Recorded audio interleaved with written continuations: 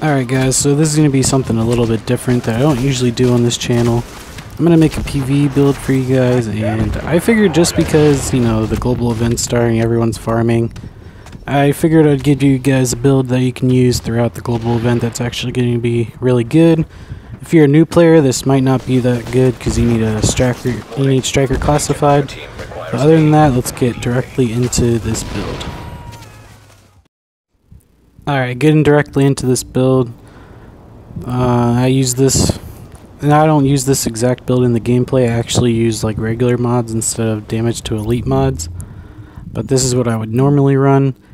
And here's my chest piece. You want enemy armor damage, health, and I go 7,000 stam. Feels nice with this PvE build. You want to get it to 6 or 9. You don't want 9k for a damage PvE build. You want 6k. I don't do that because, you know, I don't really care.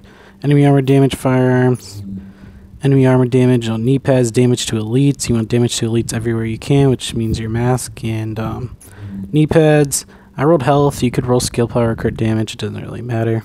On your backpack. You need 6-piece classified striker. I'm pretty sure everyone already knows what that does. Crit chance, AR damage, enemy armor damage. I do use the warlord, and I'll explain why in a second. And then health. On my holster, you can run crit chance if you want.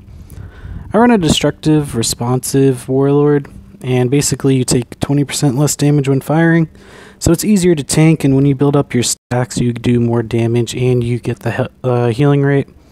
So it's a pretty good combo, but I like to stack my warlord's damage with my SASG, and I know a lot of people get really butthurt about that, but you know, it's whatever. I stack with the SASG and then I switch to the warlord, and then pistol doesn't really matter. You know, you can use a golden rhino, really don't care. Now, let me go into my talents. And I run a pulse and a box. Oh, wait. Forgot about my mods. Yeah, damage to elite mods with pulse critical hit chance. Because you don't need self-heal because I'm running a box and a pulse. Then let me show you my mods. I spec a lot into crit damage here, not really into crit chance. And same with my SASG, you just want to spec into crit chance and crit damage because headshots, even though it's easier to hit on NPCs than players, it doesn't really make that much of a difference. And then as you can see, my pulse does semi-good damage, comes back in a decent amount of time. And if you're running solo, you really don't have to worry about heals that much, so you can just run this box. These are the talents that I would use. This is good for group and solo, but particularly solo, because you destroy NPCs really quickly, as you will see in the gameplay. Here's my stats for my warlord, and the base stats are kind of ass, but as we go down to enemy armor damage and damage to elites, my damage to elites is 41%, so that's really good. That's 41% extra damage. And you saw my enemy armor damage is about 72%. Here's my all my armor and health, and that is about it for this build. And it's a pretty simple build. You need 6-piece classified striker, and I know that's hard for some people to get. But if you do have it, this build is insane for damage. And I pretty much just showed you guys a solo run of me doing Lexington. Kind of casual, not really trying too hard. And I am going to talk a little bit more about SASGs and Striker and all the new builds that are coming out after I'm done talking about this build. If you guys want to stick around for that, that's going to be during the gameplay for the Lexington run. So yeah, I hope you guys enjoyed this. I hope this helps you guys. This is, I found, a really good DPS PvE build. And it's probably the best PvE build out there right now. Hope you guys enjoyed.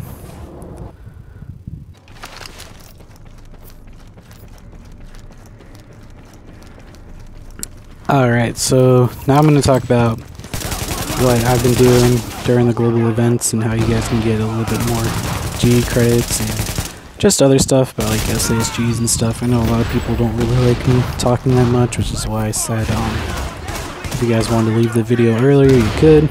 But if you guys are here now, you get to listen to me in my sweet voice.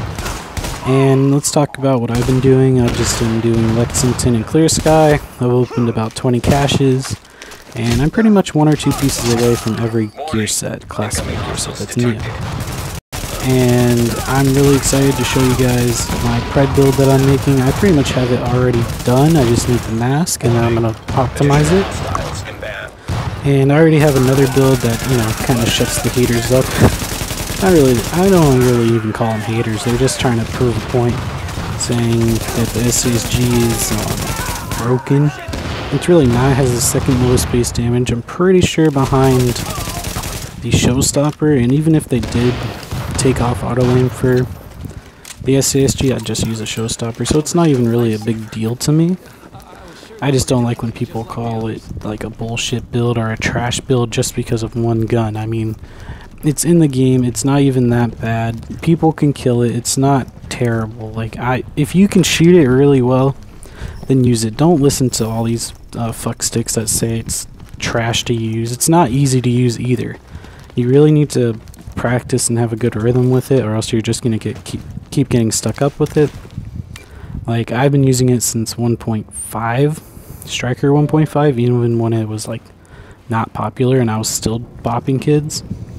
And then of course people want to talk about the recent videos I made about like Cronus Maxes and strike packs and like, oh, it's cheating. Like, alright, I understand what you guys are saying. Like, it's not that I don't care. Like, if this was like Call of Duty first person shooter and people were using that, like, I would say, okay, that's pretty it's not fair. Okay, like, I've used it for Call of Duty, it's not fair.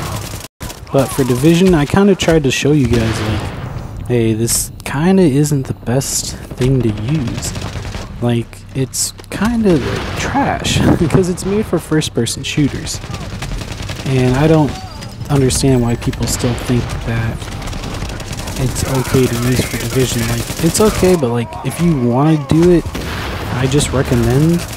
I recommended certain mods to use to best enhance your gameplay, but it's not going to take you over the top. It's not going to put you over any other controller player, which is sad. I'd use it just for the paddles, honestly. It's not going to like make you any different. It just adapts, or you have to change to your game style, your play style if you use it, basically. It doesn't even like do rapid fire like people say, or like they see me using a SASG and they automatically call me out. Like, no, I don't use a strike back. I use a regular controller right now. Sometimes I whip out the elite controller if I'm feeling it. My strike pack actually broke, and I heard some people saying, like, calling me a liar about like getting it as a gift from my brother. Like, obviously I got it as a gift. Why would I even buy it? I just bought it for the paddles. And then I realized, like, okay, I can do a lot more. And then that's when I saw, hey, this is a good example of what a Cronus Max looks like, and what people can do if they encounter it. Okay, this door just stay closed.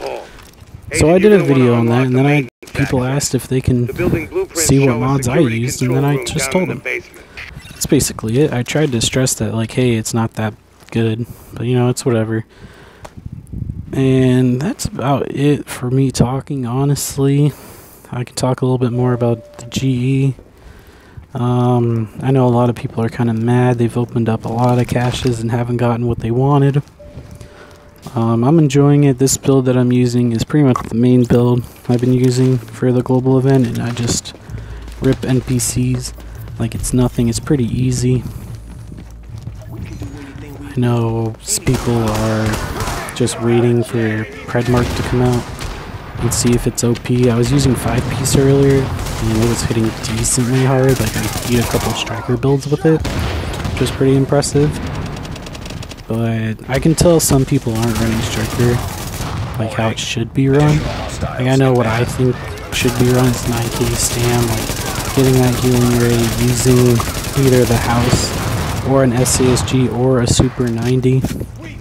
I would use the SASG because that's what I'm most comfortable with, and I use the house with my Predmark build, which you guys are going to see in either tomorrow or the next day whenever I get my mask. I'll show you guys how crazy Predmark is right now. It's pretty insane. And then, I know Nomad's coming out. I want to make a Nomad build. I have a big Alejandro Lone Star build that rips. I have... Well, I kind of want to make a defense build as well. I don't know, I kind of want to just try it out, see how it works, you know. What else? Banshee, of course I'm going to make a Banshee build. Banshee's like insane. I know, I heard some people saying it's like you should run full firearms. I don't know, I'm probably going to mix it up. I don't want to run full firearms. That's going to be too cheesy. Even coming from, you know, a quote-unquote cheesy player. Yeah, look at that pop shot. Yeah, guys, no skill. Oh, man. Anyways, for my friend mark build, I'm actually gonna do like a kind of like a electronics kind of skill haste build. I can't really go too in-depth about it because it's kind of secret, but I can tell you guys that I get my skills back particularly really quickly for the amount of stamina and firearms that I have. And electronics. I don't spec any into electronics. I'm trying to do more of a solo Predmark build where you can stay alive long. Because if you think about it, fighting all these new builds are going to be... They're basically going to be tanks. Nomad and Striker having a healing rate. You're going to want to do damage, but you still want to have a good enough heal to basically survive, you know? And as you guys can see, this build pretty much melts. This NPC stands no chance. Oof. Oof. Oh man. I wish I had like a fucking good house with destructive on it. I'd probably use that instead of a warlord. I don't know. I only got in one house. And if you guys want to tell me how your RNG's going throughout this freaking patch, let me know.